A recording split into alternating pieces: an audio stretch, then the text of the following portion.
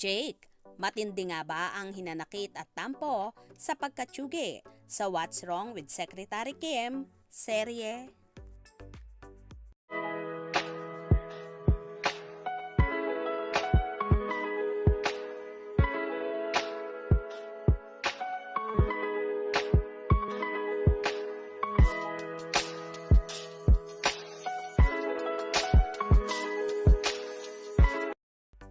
Binura ni Jake Ejercito ang post sa X, dating Twitter, na teaser ng local adaptation ng Korean drama series na What's Wrong with Secretary Kim na nanguna ng napabalitang pagbibidahan nila ni Kim Chiu.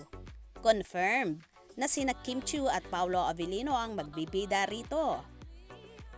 Video ang nasabing post ni Jake na parang teaser. Wala pang update kung makakasama pa si Jake sa series o bibigyan na lang siya ng ibang programa.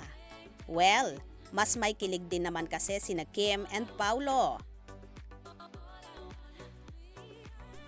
Samantala, 12 years old na pala ang daughter ni Jake and Andy Eigenman na si Ellie. Post ni Jake, "To the best part of my days, the best 12 years of my life, and to the best source of hay nako conversation. Anders, have a awesome birthday, my love. Daddy loves you always." Well, tila malaki ang hinanakit at tampo ni Jake sa pagkatsugi niya sa seryeng What's Wrong with Secretary Kim na ang alam ng lahat ay siya ang isa sa lead star doon, pero nabago nga ang ihip ng hangin at naging si Paolo Avellino na ang gaganap na lead star. Hindi naman talaga maiiwasan na magtampo si Jake sa pangyayaring yon dahil nag-expect na siya sa project na yon. But anyway, siguro hindi talaga para kay Jake ito at siguro meron pang mas babagay sa kanyang role na ibibigay ang pamunuan ng Kapamilya Network.